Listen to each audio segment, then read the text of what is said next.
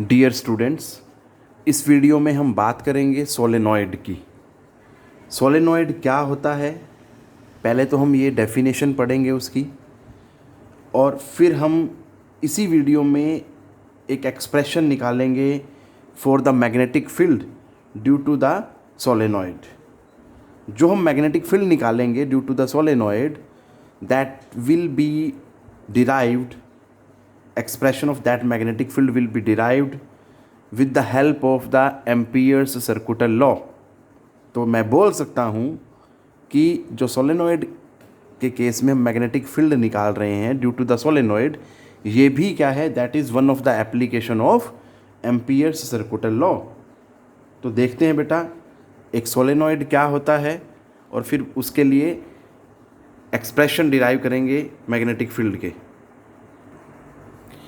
A solenoid consists of an insulating long wire which is closely wound in the form of a helix whose length is very large as compared to its diameter। ये मैंने एक solenoid बनाया है बेटा, आप देख सकते हैं इसमें हेलिकल फॉर्म में वाउंड है, पूरी की पूरी जो वायर है that is wound in the form of helix. Clear? जो ये शेप है that is known as helical shape. और इसमें ये भी ध्यान देना है कि जो लेंथ है that is very large as compare to diameter. यहाँ से आप चेक कर सकते हैं, ठीक है बेटा? तो ये चीज़ ध्यान देनी है आपने। So this is the solenoid basically. अब हमने मैग्नेटिक फील्ड निकालना है ड्यू टू द सोलेनॉइड। देखते हैं बेटा वो कैसे निकालते हैं with the help of the Ampere's circular law. तो बेटा जी, magnetic field due to solenoid के लिए हमने एक सोलेनॉइड बनाया यहाँ पे, और उसके मिडल में, near the middle of the solenoid, हमने एक रेक्टेंगुलर एम्पीरियन लूप लिया है। रेक्टेंगुलर एम्पीरियन लूप, आपकी इच्छा है you can take as square amperian loop, ठीक है बेटा? उस चीज़ का कोई फ़र्क नहीं पड़ने वाला है फाइनल सॉल्यूशन पे। You can take amperian loop according to your convenience. तो मैंने यहाँ पे रेक्टेंगुलर लिया है, you can have it as square amperian loop. Clear है? और उस लूप का जो नाम रखा है दैट इज़ PQRS। क्लियर है? और मैग्नेटिक फील्ड ऐसे जा रहा है, और जो लेंथ है P से Q की that is capital L। Clear? और मैंने मान लिया कि जो स्मॉल n है that is number of turns per unit length. ठीक है बेटा? So total number of turns क्या हो जाएंगे?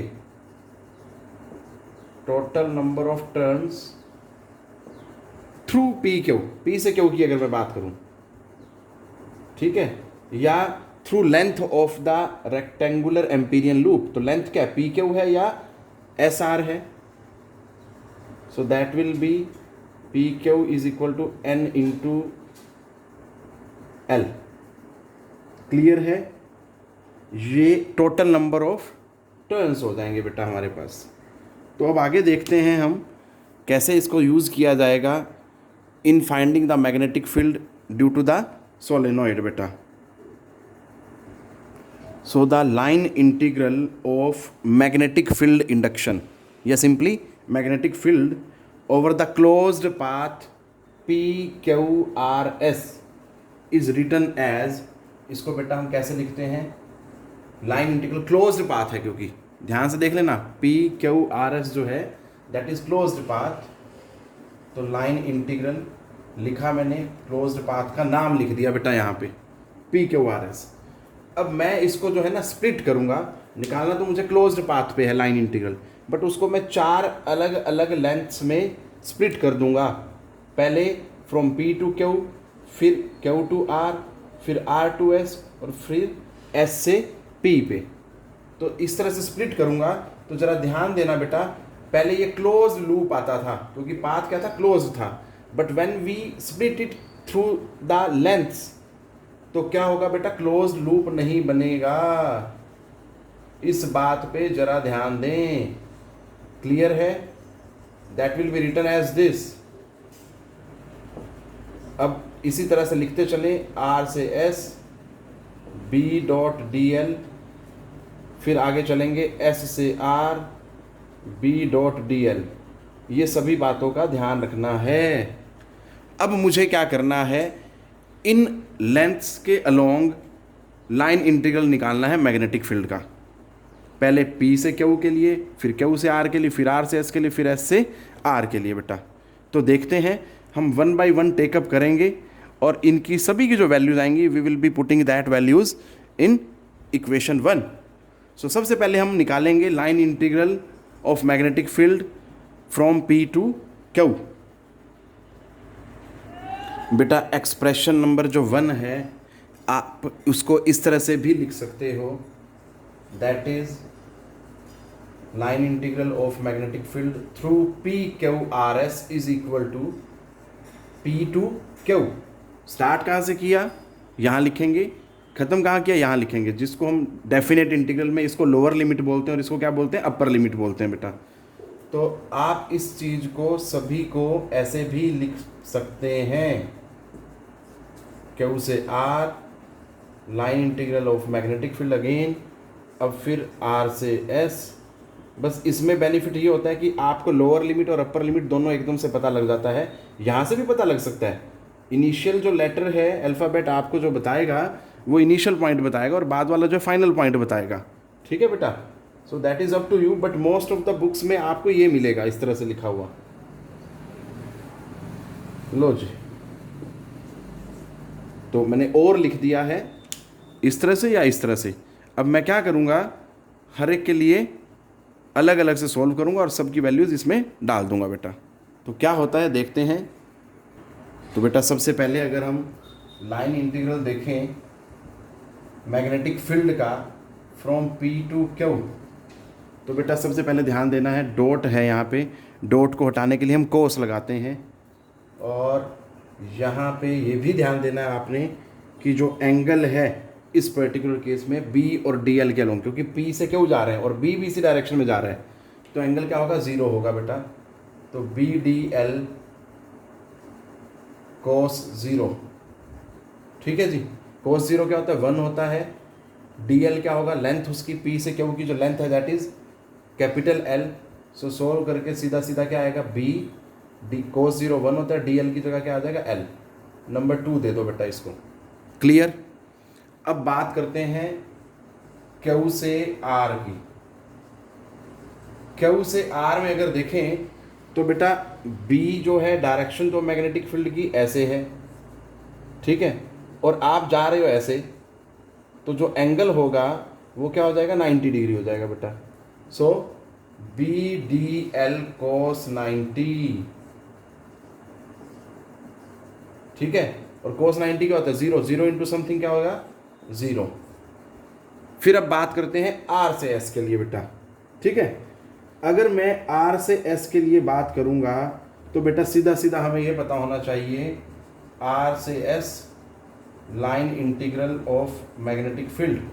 अब R से S जा रहे हो अब, ठीक है, तो क्या ध्यान देना है आपने, ये नहीं देखना कि एंगल 180 डिग्री बन रहा है कि मैग्नेटिक फील्ड इधर है और आप इधर भाग रहे हो, ऐसा नहीं ध्यान देना, ये गलत हो जाएगा। ऐसी सिचुएशन में आप cos 180 लिखेंगे और वो क्या देगा आपको, माइनस वैल्यू देगा बेटा। बट याद रखना है, outside the solenoid magnetic field क्या होता है, 0 होता है। अगर आपको ये बात नहीं याद रही तो सब गड़बड़ कर बैठोगे। सबसे मेन पॉइंट ध्यान देना बेटा। अब लास्ट जो है मेरे पास that is from S to P, S से P पे है बेटा। लो जी, लाइन इंटीग्रल लिया मैग्नेटिक फील्ड का अगेन। तो अब देखो आप S से P पे आप ऐसे आ रहे हैं और मैग्नेटिक फील्ड जो है ऐसे जा रहा है, तो इस सिचुएशन में भी एंगल क्या है, दैट इज अगेन 90 डिग्री।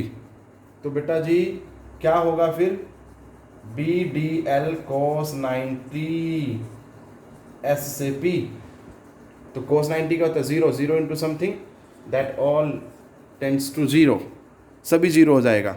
अब मुझे 2, 3, 4, 5 इन चारों की वैल्यू डालनी है इक्वेशन नंबर 1 में। तो क्या मिलता है मुझे, जो कंप्लीट क्लोज्ड पाथ का लाइन इंटीग्रल था मैग्नेटिक फील्ड का, वो क्या हो जाता है देखते हैं बेटा। तो देखो क्या होगा बेटा जी, पी क्यू आर एस जो था बी डॉट डी एल, इसमें वैल्यूज डाली B L plus zero plus zero plus zero, so ultimately this all will tend to be क्या हो जाता है, B dot D L is equal to B L. इसको number दे देते हैं बेटा 6, ठीक है। अब एम्पियर्स सर्कुटल लॉ के अकॉर्डिंग अगर हम देखें तो उसके अकॉर्डिंग क्या होना चाहिए, जो पी क्यू आर एस है this must be equal to mu naught times the total current through P Q R S, total current through P Q R S, ठीक है बेटा जी। अब जरा ध्यान से देखो, ये टोटल करंट कैसे निकालेंगे वो देखना है मुझे। तो बेटा म्यू नॉट टोटल करंट के लिए बेटा मुझे पता होना चाहिए नंबर ऑफ टर्न्स, वो क्या है, that is N into L, और current through each turn that is I. Clear है बेटा। तो सिंप्लीफाई करें अगर इसको सीधा सीधा अगर मैं बोलूं, so that tends to be mu N L I that is 7। अब एम्पियर सर्कुटल लॉ के अकॉर्डिंग, या मैं सीधा सीधा ये बोलूं कि बेटा इक्वेशन नंबर 6 को देखो और इक्वेशन नंबर 7 को देखो, मैं यहाँ बराबर में लिख सकता हूँ, लिखना चाहें तो आप पी क्यू आर एस, जैसा आपको लिखना हो सही समझे। तो 6 और 7 की दोनों की लेफ्ट साइड क्या है बेटा, सेम है, सो राइट साइड भी क्या होगी, इक्वल होगी। तो अगर मैं ये चीज़ ध्यान में रखते करूँ इसको सोल्व, सो क्या हो जाएगा बेटा, B L is equal to mu naught N L I, L से एल कैंसिल हो जाएगा, सो बी जो हो जाएगा म्यू नोट एन आई हो जाएगा।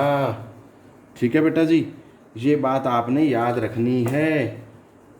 Magnetic field due to the solenoid जो आया that is mu naught N I, जो स्मॉल एन है that is the number of turns per unit length, clear, और I is the current through each turn. ये बातें याद रखनी है बेटा आपने। So that's it which I wanted to discuss और कवर इन दिस वीडियो बेटा। पढ़ते रहें, टेक केयर बेटा।